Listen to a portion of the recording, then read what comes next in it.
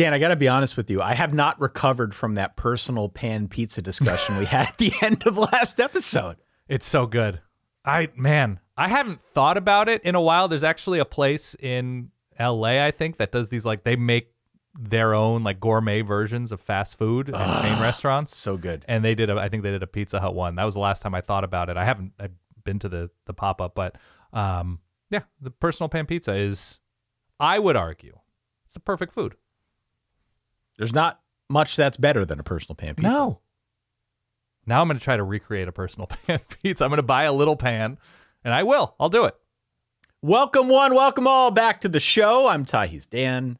This is part 2 of our Mega June Q&A episode. Go back and listen to part 1. We had dozens upon dozens upon dozens of questions that came in. We will not have enough time to get through all of these. We already broke it up into 2 parts. There will be a special bonus episode on Thursday that drops exclusively for our Patreon folks over at verballers.com, where we go through more of the questions, and we still aren't going to be able to get to all of them. So big ups. I'm giving an applause to the Verballerhood for its creativity and for all these questions that came in. It keeps us young. It keeps us on our toes. And it, frankly, has gotten me excited for the season. I'm getting more excited just reading through these questions here. Shall we dive back in? I can buy a personal deep pan for $2.50 online. It's great. Continue. Congratulations, Skippy. You've got mail. You've got mail on the Solid Verbal. As often as we can, and twice this week. Yes. Paying homage to the Verballerhood who sent in questions via Patreon, any of our social media platforms, you name it, snail mail, Pony Express. We accept any and all question, Dan. That's what we do here on the show. Mm-hmm. Let's go to Instagram to start things off. Design with Mike says he was a knight back in high school. Remember, we're continuing with this theme now. Go Knights. Where we asked people, if you're going to send in a question on social media, let us know, what your high school mascot was. I want to know. He was a knight. Go Coyotes. Design with Mike wants to know the biggest upset possibility on each Big Ten team's schedule. So I whittled this down a little bit. It's hard to go on the Illinois schedule and find an upset potential. Right. They might sort be surprisingly of losable. good this year, but yeah. They're all sort of losable depending on the team. Yeah. I narrowed this down to Iowa, Michigan, Ohio State, Oregon, Penn State, and USC. 6 teams. Okay. Did you have a chance to go through some of these schedules? I did. For yourself? All of them. The only problem is like the schedule matrices that are released. I don't think they have updated games moved to Fridays, that kind of thing. No, they have not. They have not. So I know Oregon, I think, has Michigan State and Purdue moved to Fridays, but I don't have the list of all of the Friday games in front of me. I don't know if you do. So with that caveat, I have the obvious upsets to me. Like Oregon has, it would be an upset if Oregon lost to Wisconsin at this point. A week before the bye. A week before the bye. Yep. And like they have the snip snap scenario where it's Eugene, West Lafayette, Eugene, Ann Arbor, Eugene, and then so it's just like a lot of travel for essentially 5 or 6 straight weeks, ending in a cold Madison in mid-November. So that's somewhat of an upset, but Wisconsin at its best. Wisconsin is a recent power team.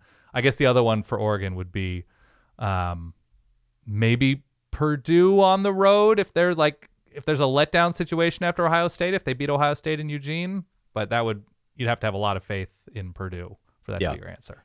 On the Iowa front, I've got at Maryland a week before the Nebraska rivalry. But it's after a bye, right? It's after a bye. Yeah. But at Maryland a week before the Nebraska rivalry. This is kind of our jam, by the way, looking at these situational plays and figuring out where are the letdowns and the look-aheads and the sandwich games, that type of thing. Maryland stood out to me for Iowa as a possibility. Michigan is at Illinois a week before Michigan State and Oregon. Yeah. And to your point, like maybe Illinois is not bad. They do have a tendency to slow games down and play ugly football, which I think would drain the clock against Michigan. I think could maybe give Michigan an interesting game if they're firing on all cylinders. That was the one that I called out. Maybe. Okay. Ohio State at home versus Iowa a week before the trip to Oregon. Yeah. Possible look-ahead spot. What about, by the way, what about Ohio State in Wrigley against Northwestern in what could be mucky November Chicago weather? Yeah. I mean, we saw a weirdly close game a couple of years ago, as we mentioned on the previous episode, with wind in Ryan Field. Need that wind, though. Need that weather. Right. Not happening without both of them. Yeah, let me tell you something. More likely than not, You'll have it. mid to late November in the Windy City. It's literally named the Windy It's City. named the Windy City, right? Yeah. Penn State at West Virginia to open the year is interesting. Okay. I think Penn State's going to be a healthy favorite. I know they're a healthy favorite, but I think West Virginia is also going to be pretty decent this year. This is not going to be West Virginia from a year ago where we're wondering if Neil Brown's going to get fired midway through. He got the contract extension. There's a lot back on that West Virginia team. I think they'll give Penn State a game. Okay. It wouldn't surprise me if they knocked off Penn State. I don't know what Penn State we're going to get. True. 2 new coordinators, some change on the offensive side of the ball. Still not sure who's playing receiver. Like, there's a lot there that I know some people are really high on Penn State. It seems like that's been in Are vogue. there? Oh, yeah, in vogue the last Right couple now, seasons. people are high on Penn State? Yep. Wild. Yep. Okay. You know what? I have a pick that it won't be. It's not going to be Maryland. No, it won't be Maryland. It's never It's Maryland. not going to be Maryland. Although Clip I do Clip have this. Yeah. I do have USC at Maryland a week after hosting Penn State, the cross-country travel. Okay. Yeah. And then the final one here that I called out is, I guess there are 7 teams. I counted wrong. That's why I'm in podcasting, not math. That's true. Washington is going to Rutgers a week before coming back home to host Michigan. That's a good one. And Rutgers, I think, is going to play Shiano ball, where they just want to line up and bash your brains in. I don't know what they're going to get at quarterback, if it's going to be Ethan Kaliak-Manis, or if they're going to go back to Gavin Wimsatt, or maybe play both. But regardless, we know they're going to try and lean on Kyle Monangai in that running game. And that could be an interesting matchup to try and grind down Washington, a Washington team that lost a lot from a year ago, a week before a big game against Michigan. I would add in Wisconsin at Northwestern or at Lake Michigan a week before Iowa and Penn State back-to-back. Penn State and then Iowa for Wisconsin. All right. And that's dicey. Let's go to Patreon. And our board member, Ryan Oh, nice. won his board seat. We had our board meeting, by the way, a couple weeks back. Talk shop. Very with productive. our top 5 in the Run the Board game that we're going to spin up a little bit later on this year. Stay tuned at verballers.com for that. He says, which of these 4 scenarios do you think is more likely? Okay. 1, a Super League of 40 teams between the SEC and Big Ten and a few new additions. Okay. 2, also a 40-team league, but the SEC and Big Ten remove the less marketable teams in favor of a few others. A super-duper league. Currently in the Big 12 or the ACC. Yeah, super-duper league. 3, a 60 or 72-team league with the Power 4 and a few others. Or 4, Congress gets involved and forces the FBS to stay somewhat like it is now, mainly due to the fact that most of these are publicly funded universities with a lot of skin in the game already. I'm ruling out 4. I don't think Congress wants to touch any of this. No. So I'm ruling that one out. I don't think the Super League thing, option 1, with 40 teams between the SEC and Big Ten and a few new additions, I don't think that's going to happen. I think there are too many vested interests among those conferences and, frankly, the others as well, that they don't want to break it up to do that. I also don't think the 40-team league, including the SEC and the Big Ten, and removing some less marketable teams in favor of others, I don't think that's very likely. Although, as the money in this sport grows, I think there will be renewed cries to get rid of Vanderbilt or get rid of Rutgers or get rid of the dead weight. Right. It wouldn't surprise me if that's where this whole thing went next, but I think that's pretty far off. So just by default, deductive reasoning, Ryan, I would say the 60 to 72 team league with the Power 4 and a few others, which is sort of a version of what we've got now, kind of ish. So when he says league, it's still you're talking about like everybody's sort of on the same level, but there are different conferences within this league? I think this is essentially FBS breaking itself into two. Breaking itself into two. Yeah. The G5 teams that have maybe earned some acclaim get promoted up. Maybe this ushers in an era of promotion and relegation. But essentially breaking what we've got now on the FBS level into two, inviting some folks, some teams from the G5, keeping all of the ones that we currently have, and then moving on maybe with better matchups and with a different setup altogether. Yeah, I think it's going to go into that 60 to 72 area, and the Big Ten and SEC will control everything. And as they swallow up more conferences, whether it's the ACC or teams within the ACC, they'll try to make a good faith effort. Be like, oh, this is the Atlantic Coast Division. Yeah. And this is the Pacific Division, to sort of make it seem regional and fun. And then I think it'll eventually unbundle. I think it will unbundle. But like, here's the thing: when you grow the SEC and Big Ten to whatever point, yes, they have their own networks, and yes, the Big Ten is now what? It's Fox, CBS, NBC, Big Ten Network, and then the streaming services. I know the Big Ten's doing Peacock. Do they have anything with like the CBS? With Paramount, I'm not sure. I don't know how robust or not at all that is at the moment. But there's inventory, but then you get to the point where it's like, yes, ESPN has the playoff, but they're sub-licensing it to Turner. Yeah. That it's going to get so big that we're going to see more of that because schools are going to insist that they need a certain number of games on linear TV. Yep. That they don't want to have half of their games on some combination of Discovery Plus or whatever that's called. I honestly, it's too hard for me. I'm washed and old to keep track of all of this, and I suspect a lot of people are that like this sport. So I think we're going to get to the point where the Big Ten and SEC keep adding teams, and then we're going to get to a further point where people are like, this is not a good way to follow a sport, and it's going to break up a little bit. We did get another question, and I forget who sent it in. Yeah. What would you rename the Big Ten now that there are 18 teams? My dream, I've said it on this show, my dream is that the Big Ten keeps going. They add 2 more teams, and then they can just go Big Tens. Oh, so when they get to 20. Big Tens. Big Twens.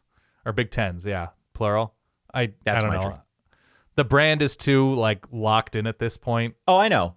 But the Big Tens is perfect. Perfect. It's already big, right? Big is all, subjective, so it's already big. And the number 10, it wasn't as important to the pack, so they could change it to 12. But no, I think it's just going to remain the Big Ten. And if anything, they're going to Big Tens. Give it to me. That's what I'm here for. The new Big Ten, the huge 10. All right. The great 10. Brian out on Facebook. Which teams do you think have the potential to rise the highest and crash and burn the hardest? I love this question. We get it every year. So, okay. How do you interpret this question? I interpreted this question by looking at some preseason top 25s. Okay. And looking for some teams at the top, or even some teams that were just ranked, frankly, that I could see something going sideways and them falling way short of preseason expectations. And then conversely, looked at teams that were lower or teams that weren't ranked, mostly just teams that were lower though, and tried to project forward, if it all goes right, who could end up being a top 12 team, a wild card. That's how I interpreted the question. Okay. So I looked at this in terms of rise high from where they were last year. Okay. Perhaps where they finished last year, and come, screeching back down to earth from where they were last year. Okay. So you start then. Give me your interpretation of Brian's question. Okay. You have to look at schedule. You have to look at losses on the roster year to year. I think the most obvious candidate is Washington, from where they were last year with what they lost in the NFL draft, with their coach leaving. It's just a fully rebuilt Washington situation in a more difficult conference with I still have my Big Ten matrix schedule up here, Washington's schedule includes Michigan, Iowa, USC, Penn State, UCLA, whatever you think UCLA is, and Oregon to finish the season, and that's in Eugene. And who does Washington play non-conference? I don't know if you have it in front of you, but I think Washington's an obvious answer. Another one's Louisville to me. I think their schedule last year was pretty advantageous, and this year it becomes a lot more difficult. Louisville has Georgia Tech at home. They're at Notre Dame, SMU in the non-conference. In conference now. On the road at Virginia, and it's pretty road heavy in the back. Miami at home, at BC, at Clemson, at Kentucky. I think it's just more difficult. I don't have faith in Tyler Shuck's health. I'm going to say Louisville falls back down to earth after making the ACC championship game last year. So I called out 5 teams Yeah. on my list. And again, my rubric was a little bit different than yours. Missouri is interesting. To fall? No, to rise.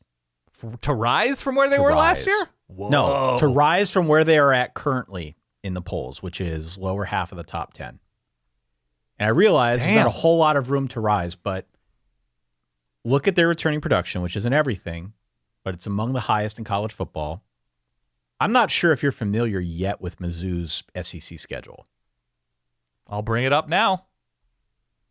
Get a look at that bad boy. Mizzou might have the best schedule in the SEC going into 2024, along with a ton of returning production and a situation that I think is really, really favorable for them to make even more noise in 2024. They won 11 games, including the bowl. Like, I just don't Again, think I'm looking at that this much differently than upward you. I'm looking at it differently than you. That's true. I'm looking at the polls and I'm saying, who do I think could rise in a substantive way? I think Mizzou is one of those teams. The schedule is really, really favorable. Schedule's pretty good. Back half with Auburn, Bama, Oklahoma consecutively. There's a bye between Alabama and Oklahoma. But yeah, I think all things considered, that's probably the best SEC schedule. It's the best you're going to do in the SEC. It's Murray State, Buffalo, Boston College to start things out, and UMass. So, I mean, you scheduled essentially 4 wins already. Right. I could see a speed bump coming for Oklahoma because the schedule's brutal. I think Oklahoma is going to be a good team, but I think it may not be reflected in their final record just because of the schedule. It's going to be tough. So they're not Texas A&M is very interesting. Now, Oklahoma will be one of those that crashes and burns. Okay. Texas A&M as a riser is an interesting team because if they get past Notre Dame in week 1, the schedule isn't terrible. Again, SEC schedule, but relatively speaking, a lot of talent on that roster. Sure. And the schedule is not horrible at all. It's manageable. By the way, weirdly quiet offseason with Texas Very quiet. A&M. Considering where they'd been Very with Jimbo quiet. the past few years. Very quiet. It's always a quiet one. Not good, NC not bad. State. Yeah. NC State's worth keeping an eye on. We talked about them with Corey Smith. But depending on how things go, the schedule's manageable. I've Right got an now- answer that you haven't mentioned anything yet. Right now, they factor in as like a top 20 caliber team. It's difficult for me with the SEC now, adding Texas and Oklahoma to a bunch of team schedules and opening up the division setup. It's difficult to this team went 4-8 and now they're going 10-2. Like, I just don't think you can make that kind of change in the SEC. That said, there is a conference where you can make that change. And I'm talking about Syracuse's schedule and Syracuse's conference. Syracuse is a great answer. Kyle McCord is, whatever you want to say about his pros and cons at Ohio State, he's an upgrade over what Syracuse has had recently at quarterback. In terms of consistency, all due respect to Garrett Shredder. So, I don't know. Syracuse hitting the portal. Syracuse having a schedule that is just lovely, Ty. Beautiful. It's, especially at the back half of their season, once they sort of figure out what they do and don't have, at Pitt, who might be catastrophically bad, Virginia Tech, but at home, at Boston College, at Cal, UConn, Miami, at home. And that includes, it's Ohio, Georgia Tech, Stanford, Holy Cross, UNLV on the road, NC State on the road. Will be tough. I don't know. You're counting on Syracuse being pretty decent in year 1 under Fran Brown, but I think that is a potential dramatic riser in this sport this year. Here's one other wild card, and then we'll move on. Okay. What do you think about Alabama? Dramatic what? Faller? Yeah. Kalen DeBoer is legit. I know he's legit, but it's no Saban. It's a new system. I'm not saying I fully buy it, but I think it's worth asking the question. You lose the best coach of all time. You're putting Jalen Milroe in a different quarterback system. I have no doubts that Kalen DeBoer is probably smart enough to figure that part out. He's not going to jam a square peg into a round hole. He knows what Jalen Milroe is good at. Surely he's seen the tape by now. But it is different now. There is this void. There's this vacuum without Nick Saban. All of their tricky road games, Wisconsin, Tennessee, LSU, Oklahoma, all new starting quarterbacks. Now, Jackson Arnold won't be a new starting quarterback, and Garrett Nussmeier won't be a new starting quarterback by the time they play in November. But that's not the worst. They still are more talented than everybody other than Georgia on the schedule. Yes? Yeah. I'd be more worried about Alabama in year 3 if recruiting falls off. I know they just got like their quarterback of the future and Keelan Russell, I want to say, an SMU flip. But I think in year 1, I think there's enough still there that if we are respecters of Kalen DeBoer's coaching chops, can we agree that we're respecters of Kalen DeBoer's coaching chops? Yep. They won the SEC last year. So anything short of that is a fall off. But I couldn't possibly see anything dramatic. I just don't see them going 8-4. I don't. Okay. Patreon here, D. Smith. Here's a great question. Yeah.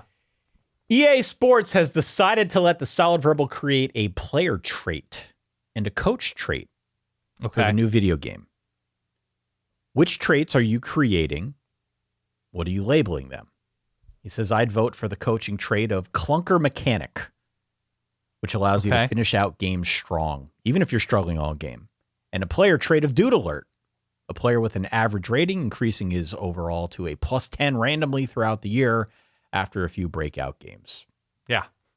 So are you familiar with this? Do you know what he's talking about with player traits and coach traits? Yeah, of course. Yes. Some sort of, not necessarily intangible, but some sort of quality that we can attach to a player that isn't necessarily in the game, or we think will be in the game moving forward. Right. So, and they're doing this, by the way, in this game. There are a bunch of traits that they've assigned to various position groups, to my understanding, around college football.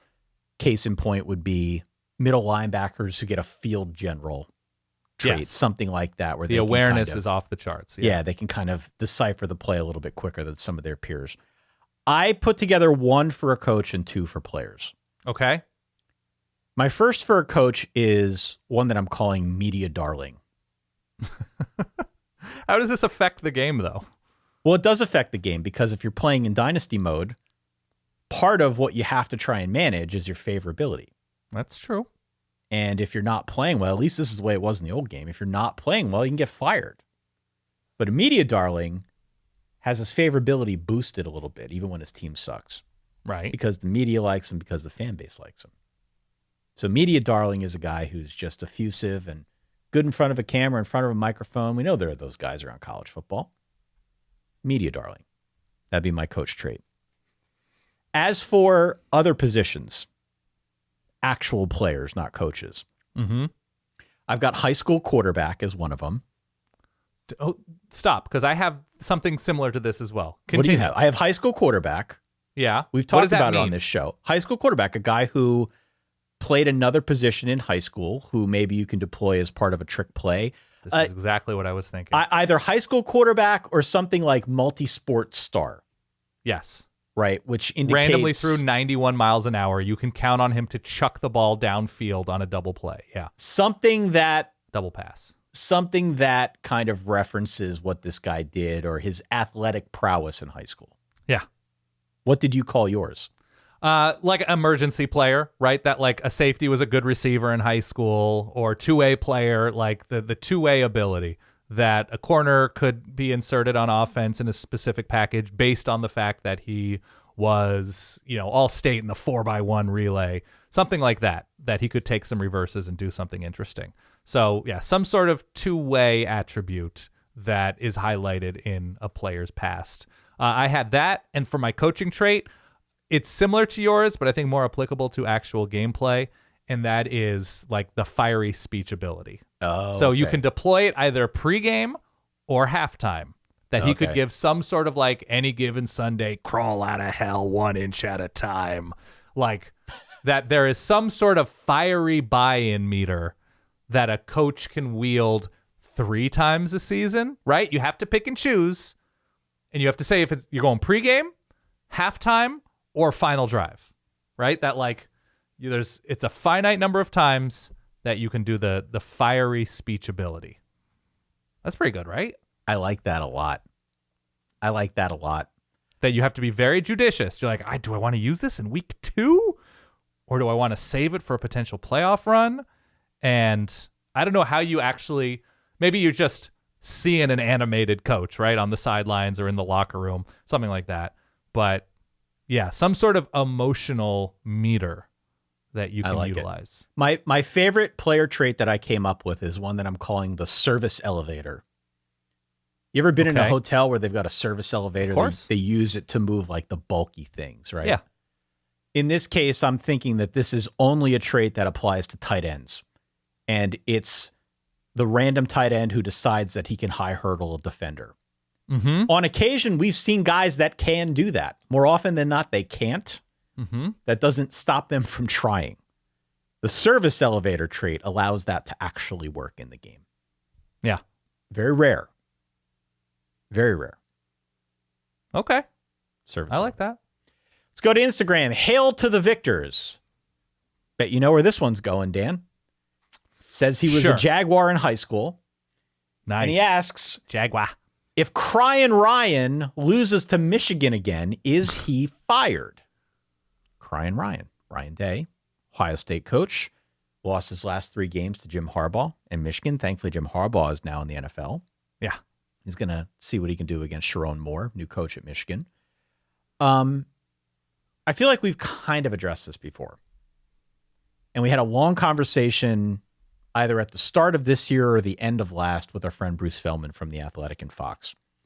And we talked about Ryan Day and the odd circumstance that he finds himself in because the roster is incredibly loaded.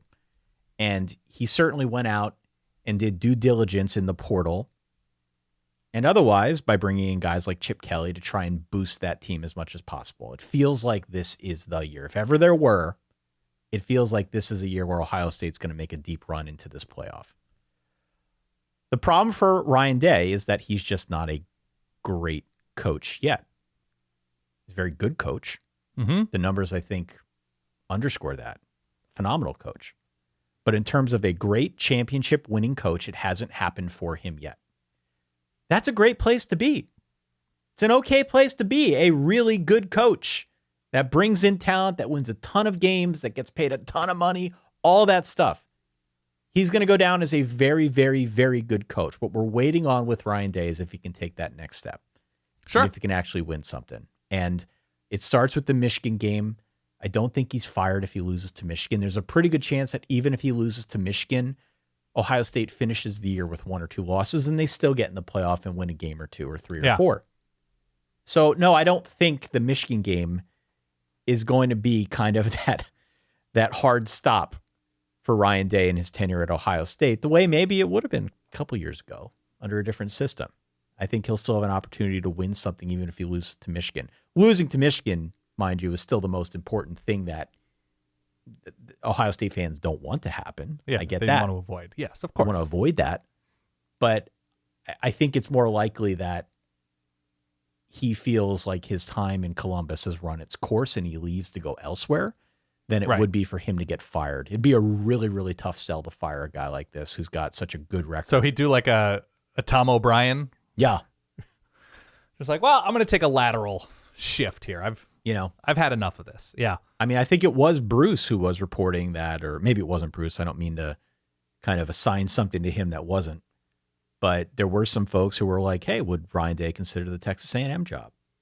Right. I remember that. Odd circumstance in Columbus. Is he in that moment? Is he dealing with that pressure in a healthy way? Like, how?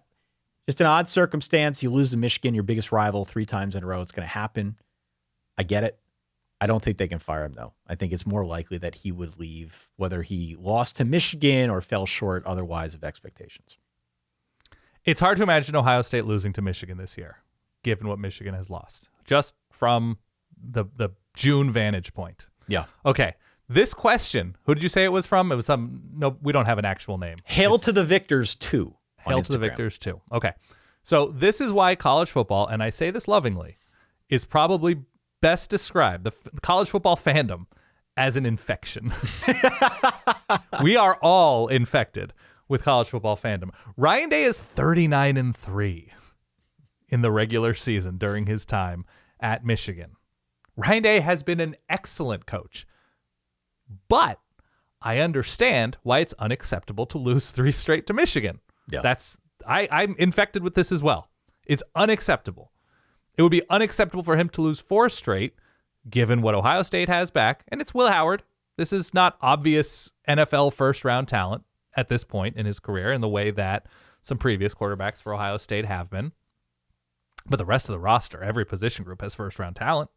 Whether they're drafted in the first round is to be seen. But, like, Michigan doesn't have obvious talent in the way that Ohio State does at every position group. There's obvious All-American, Mason Graham and Kenneth Grant and Will Johnson on defense, sure.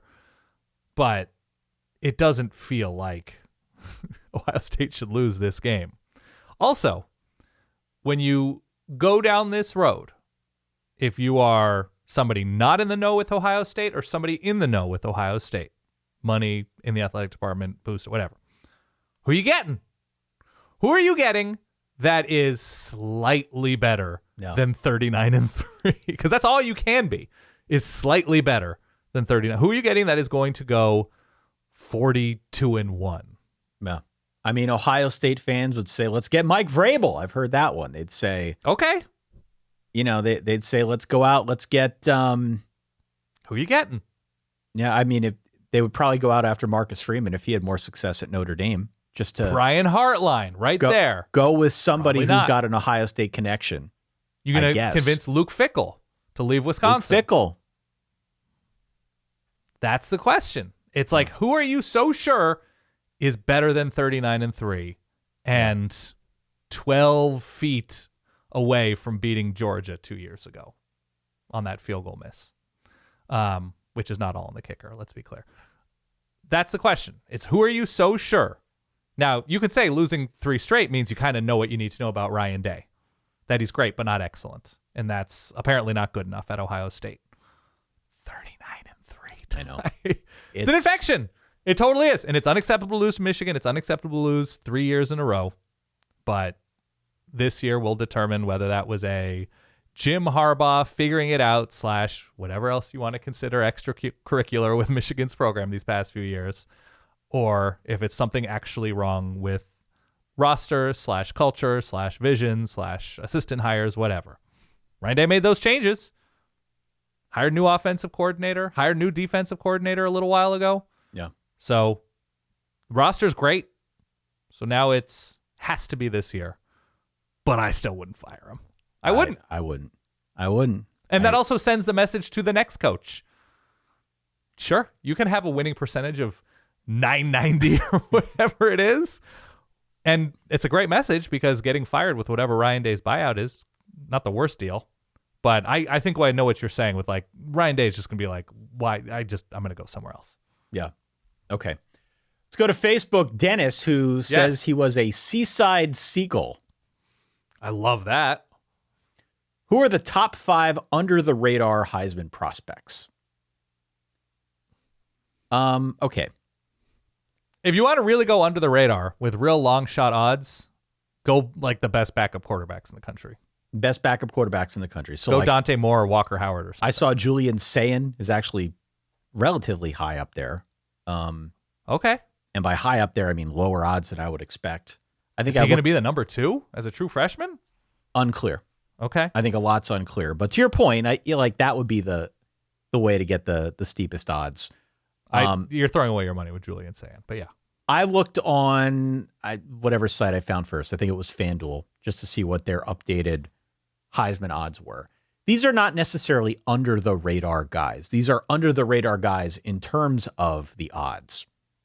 You know all of these players that I'm going to list here, but from an odds standpoint, these are guys who are very, very low on the list. So, like, case in point, I talked a lot last year about Ollie Gordon. And believe me, I heard from very serious gamblers out there that running backs don't win the Heisman and you're throwing away your money. You're an idiot. Yeah. Thanks, guys. Thank you. I appreciate that. Ollie Gordon's at 120 to 1 right now on FanDuel. Is that under the radar? Feels kind of under the radar to me. Yeah. Why not? Luther Burden, 100 to 1. I like Luther Burden. Yeah. Evan Stewart, 120 to 1. Travis Hunter, 65 to 1. And Harold What's Shador? Perkins. What's Shador Sanders right now? Harold Perkins is at 300 to 1. No. And I saw Shador. He might be He's something like a 40 to 1 or something. He might be like 40. Yes. Yeah. What do you think of those? I like Luther Burden, but what you're counting on with Luther Burden is quarterbacks looking pretty good but not great across the board. Right. That he is such an unstoppable force, and even like as a freshman, they used him in creative ways. So that's a pretty good answer in Luther Burden. It means that Mizzou will have such an electric offense that his yards are going to look cartoonish, and he's, because like when Devontae Smith won, he has 238 yards at halftime, right? So you're counting on that, but he has experienced quarterback, experienced offensive coordinator there. I like Avery Johnson as a wild card. 25 to 1. Yeah. Something like that. He has the job, dual threat, showed flashes of real fun last year in time as a relief type quarterback. I'm going to go with the backup quarterbacks. In terms of long odds, T-Mac is interesting to me. I don't know what his odds are at the moment, but I saw they're probably He's pretty lower low. than Fafita. Your two favorites, by the way, right now at time of recording, this will change, Beck, are I assume? Carson Beck and Quinn Ewers are Yeah. about 7.5 to 1. Okay. All right. Good question. I don't hate Jackson Arnold, especially with the Purdue transfer in there. Yeah. That he will have an opportunity, has had time to develop in the system, that he'll have an opportunity to flash stupid numbers, and Oklahoma plays enough big games early where he can become a household name the first 6 weeks of the season. Yeah, Jackson Arnold is interesting to me because they're going to go downfield. Let's go back to Twitter for RevDJESQ. He is the aforementioned Python, Dan. Nice. Don't know what that was, but I'll continue. Private equity is maybe coming to college football. Yeah. So who is your buy low, sell high team or buy low, sell high conference? Would you laden with debt and strip for your hedge fund's self-profit? Who has junk bond status already? Et cetera, et cetera. We haven't talked a whole lot about this, right? We talked a little bit about Because we're also dumb. talked a Don't little bit about understand any of this. the Yeah. private equity side of this. I'm going to dumb this down as much as I can, but Yeah.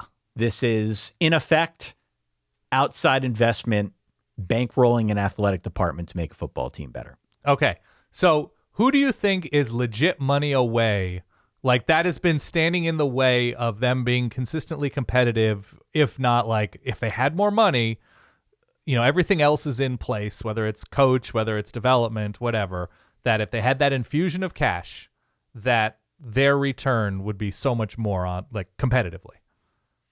I mean, Florida State would argue maybe them. They seem to be the ones who are taking this proposal Well, they seriously. can build a championship roster. They just are unhappy with the ACC's place in the world. The payout, yeah. Yeah. Are there any obvious ones to you that are just money away from winning a championship? I feel like in most cases it's a lot more complicated than that. I mean, who are the best coaches that you think could win bigger with a consistent top 15 recruiting class? If that's what it meant, right? If you're upgrading facilities, if there's more money and whatever happens with revenue sharing and NIL and like whatever, like who do you think, like if you gave this CRV driver a Ferrari, that's when they're winning the races? Like Kyle Whittingham. I thought of Utah first and foremost, yeah.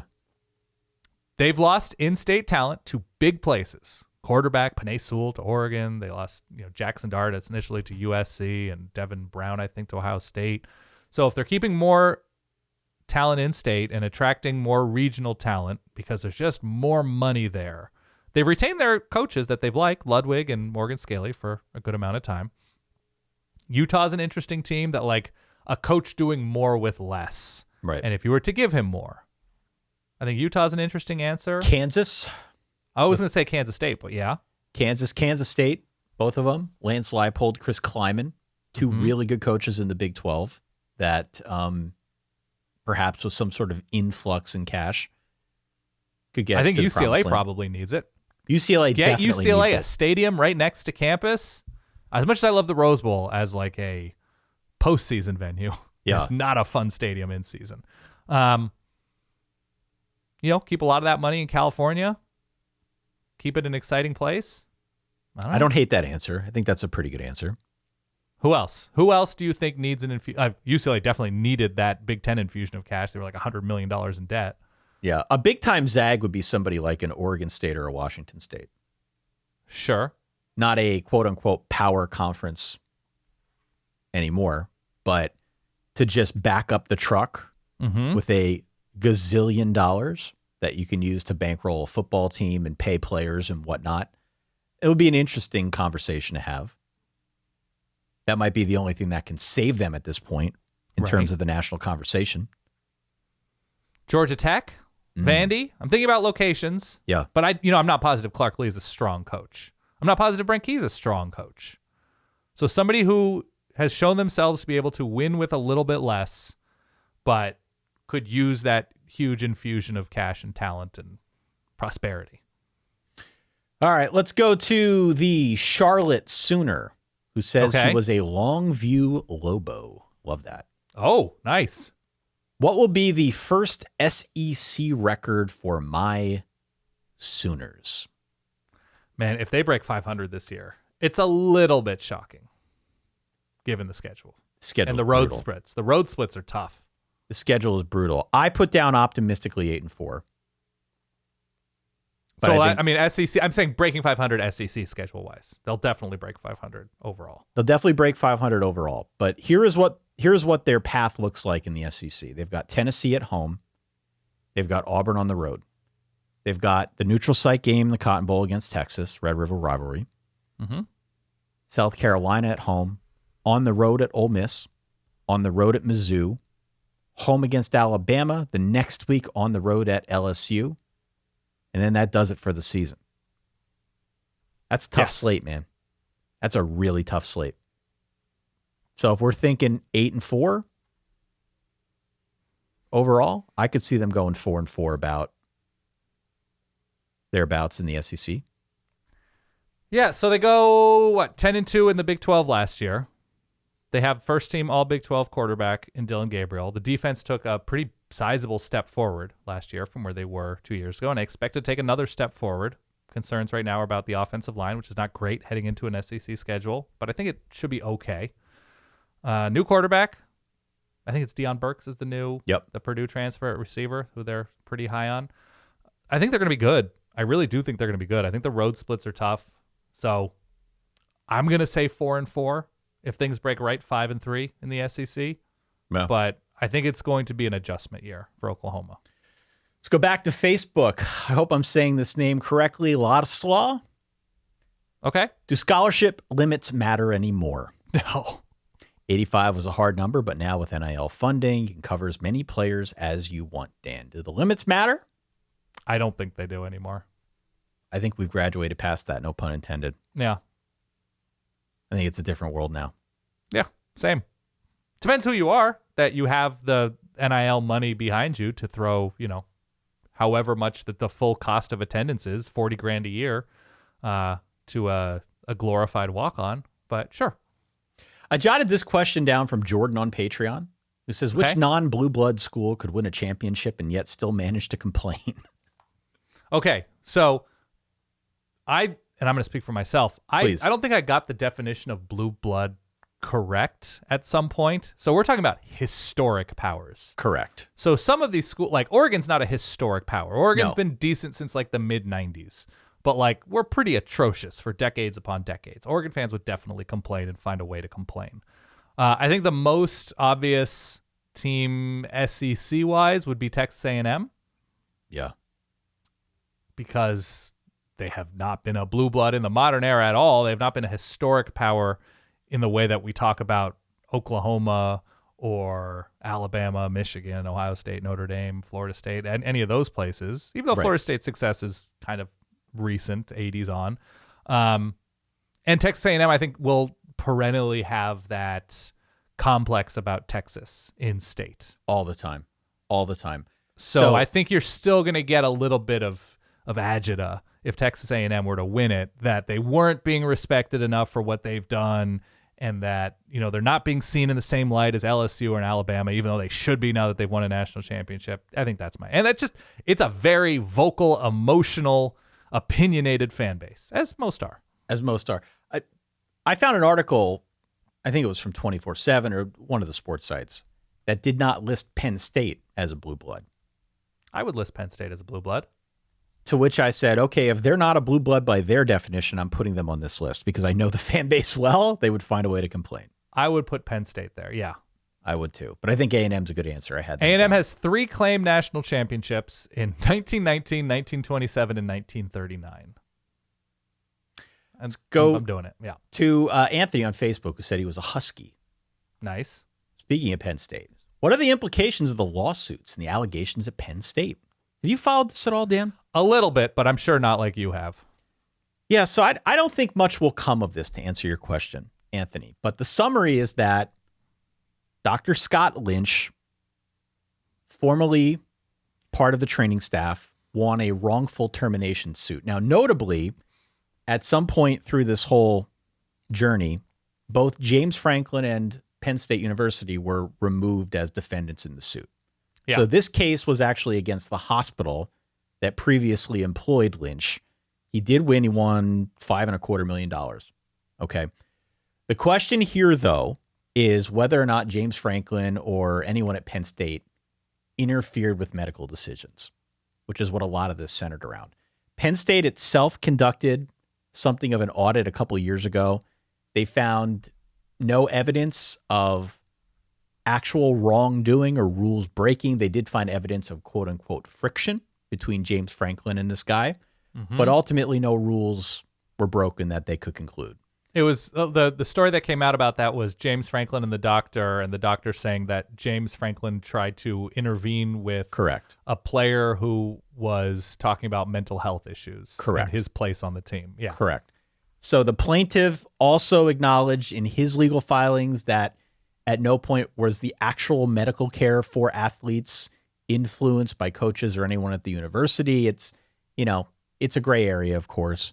There isn't really a smoking gun here. The university said it was disappointed, so they obviously think they're in the right here and that they're innocent. My sense is that nothing ultimately comes from this in terms of actual ramifications. I know there was some speculation that was running rampant online about what could happen as a result. I have not heard anything along those lines.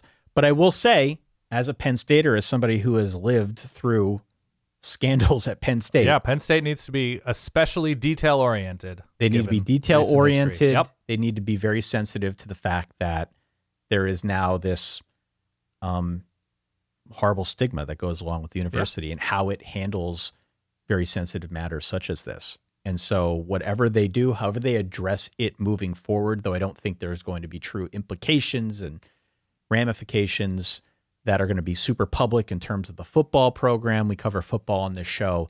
Yeah. I do hope that whatever they do from a university standpoint is something that makes them better, because we can't have stuff like this in the Penn State universe. It is not good. I agree. It's never been good. It's even worse now. So just be mindful, guys, of how we approach this thing moving forward and make sure that we're doing everything by the letter of the law, because I don't like to read stories like this. Same. All right. Good question, Anthony. Final one here on Patreon from David. David wants to know, what do you think about dealing with your child going to college at a rival school? Okay. As a parent, you should never tell your kid College that football fandom is an infection. Continue. should never tell your kid that he or she can't go to a school they Right. want to go to. But how do you handle visits, attire, attending sporting events, etc.? My kid, who has zero interest in sports, almost attended a rival of my school.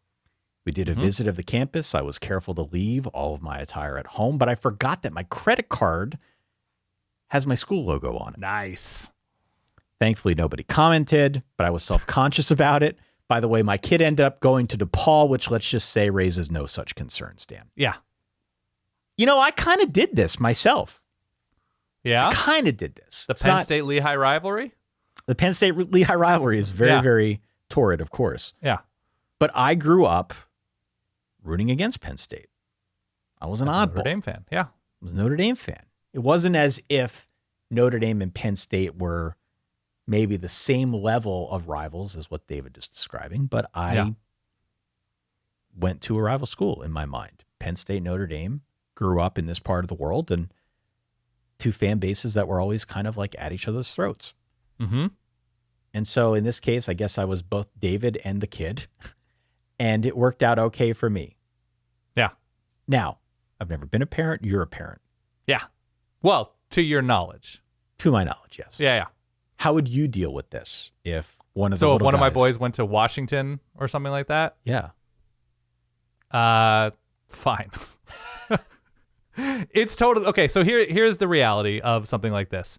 I might be the wrong person to ask because like all of the emotion of being a fan has drained out of me. Like I'm still emotional as an Oregon fan, but over the years with this show and understanding how the sport works and fandom works and seeing the stories all over the sport, like when it becomes like a real life thing and one of my boys wants to go to the University of Washington because they like Seattle or they like some program that's at Washington or whatever.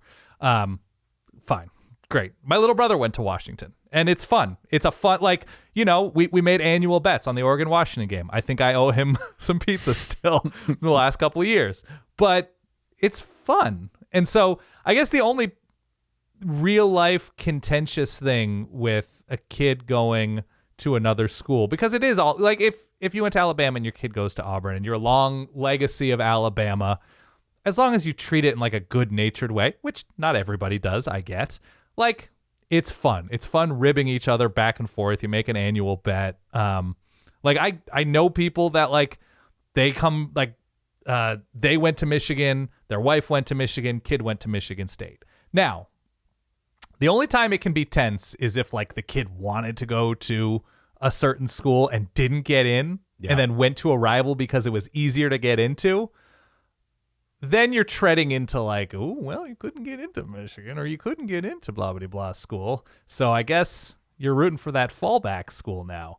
As long as the parents aren't dicks about something like that, I think you're okay. I think it's okay to make peace with it. If your kid is happy, then, and it's a very boring answer, but I think there's so much more fun to be had by going to rival schools. And, you know, there's that financial element too. Like all of a sudden you're paying tuition or whatever percentage of tuition for your kid to go to a rival school. I can understand how that stings. That's a human thing. But the actual process of that kid going to a rival school, I just think you take it in good fun, because what are you going to do? Not talk to them? Yeah. Well, look, That's like insane. In most cases, what we're talking about here is like major college football. Yes. And in most cases, I can't speak for all, you're talking about two great universities. Sure. Talking about two great places to Fun go experience, and visit with awesome atmosphere, places that appreciate the value of this sport and what it means to both fan bases. There is some level of not being rivals, but instead being worthy adversaries. Sure. And I think you steer into that part of it, to your point. Yeah. Right? Appreciate the weirdness. Steer into the weirdness, the uncomfortableness of it. Mm-hmm. And be good-natured about it, is what I would say. And if nothing more, it makes the dinner table a lot more exciting. Yeah, on Thanksgiving, absolutely. home from breaks, as that rivalry week is coming up or about to be played or whatever on Thanksgiving weekend. There's so much trolling fun to be had. Yeah. Like in the way that like a school will replay the fourth quarter in which they choked away a game all off season long in the weight room to keep people inspired. When your kid comes home and they just lost the rivalry game to your school, and the game just happens to be replaying on all of the TVs in the house, it's great. Keep the emotions high. If you want to go real hard in the other direction, Yeah. assuming the child is 18 Mm-hmm. and now considered a legal adult in the United States of America, you could just change the locks. Yeah. You could go hard in the other direction. That's true. Break Send a off all message. communication. Send You're a on message. your own, cut off. Yeah. I'm sure okay. that's happened before, but not my cup of tea. Maybe it's yours, David. Can I ask you a sub question to this? Always. Okay. Let's say, so you meet Solid Wife Kate at work in whatever it was, 2010, 2011. You're vibing, but you don't know a lot of facts about her. You don't know her background. If you were to find out that she went to whatever school, is there a school or group of schools that if you found out that she went to Ohio State, she went to Harvard, like, would there anything that any alma mater that would change the calculus in her head about who she might be based on where she went to school? Like if she were an Ivy League grad, if she didn't graduate from college, if she went to like what you perceive to be like an obnoxious alumni base, is there that situation? Probably not for me. No. Okay. For you? Probably a couple. Nothing crazy serious. I might be more intimidated if Jody went to like MIT. Right. Like I got to be on my game. Yeah. This girl went to Caltech. That would be tough for me. I don't think I've dated anybody that went to that level an institution. All due respect to Michigan, very strong school. But it wouldn't be like I wouldn't consider a relationship because I'm so turned off or I'm so intimidated or something like that. I don't think I would. You know what I'm thinking of right now? What? I'm thinking of that old ESPN commercial with the guy in the Michigan and the girl in the Ohio State, or maybe it was flipped, where Yeah. they're sitting on the couch making out. Yeah. That's what I'm thinking of. That's okay. So it would be a tough, if like Oregon lost to Michigan in the national championship. I don't know if I would want to like be consoled by Jody with an eye. Do you think Right? she would care enough though to really gull you? Probably not, but like a version of Jody that really cared Okay. in an unhealthy way about Michigan. That would be tough. To lose a huge game to a spouse or a kid. Like, I know this is the spouse pivot that I've made, not Yeah. the kid question. That'd be tough. Yeah. And listen, I watched an Oregon-Michigan NCAA, like Elite 8, Sweet 16, something like that. And she was super into that team. It was like a Mo Wagner Michigan team. Mo Wagner. Wow. And Oregon beat Michigan. And it was like coming down to it with like 48 seconds left. And it was a 3-point game. And she like grabbed my hand because she was nervous. And I was like, wrong guy. Wrong guy. There you go. So that would be the other direction. But no, in terms of like long term letting it affect me, probably not at this point. But you know, I got a few years until I'm faced with that potential conundrum. Maybe my feelings will change. All right. So Snotty listen, teenager. Yeah. solidverbal@gmail.com as always is the email. Let us know what we got wrong. You can always hit us up across social media if you have not followed us out there yet. You can do so on Facebook, on Twitter, on Instagram, on wherever. We're everywhere. Make sure you hit follow. We've been doing a lot of work out there in the off season, highlighting some of the finer points of college football traditions, goofy players you've forgotten about, situations that are upcoming in this 2024 campaign, and much, much more. So hit follow, hit subscribe, wherever you find us on social media, and of course, wherever it is you are listening to this episode right now. Yeah. That helps us dramatically. I just sent you my real answer to that question, by the way. Oh, you did? Oh, yeah. Okay. But keep it silent. Yeah. Yeah, we'll keep that one silent. That's a good That call. would be like, ooh, Yeah, I don't know. fair enough. Why do we like it's just like a friend thing. Yeah. Like I'm not looking for anything serious right now. I'm not like in a relationship I headspace. see where you're coming from on that one, yeah. All right. That's all. This was fun. Look, we've got more questions that we're going to dive in and talk about on our bonus episode. Verballers.com is where you can go and find out more about that. VERBALLERS.com. In the meantime, though, thank you to one and all for sending in so many damn questions. This is always Yes. fun. We appreciate it. For that guy over there, my good friend Dan Rubenstein, for myself, Ty Hildenbrand. We made it 2 parts. I love this. Was fun, Ty. Stay solid. Peace.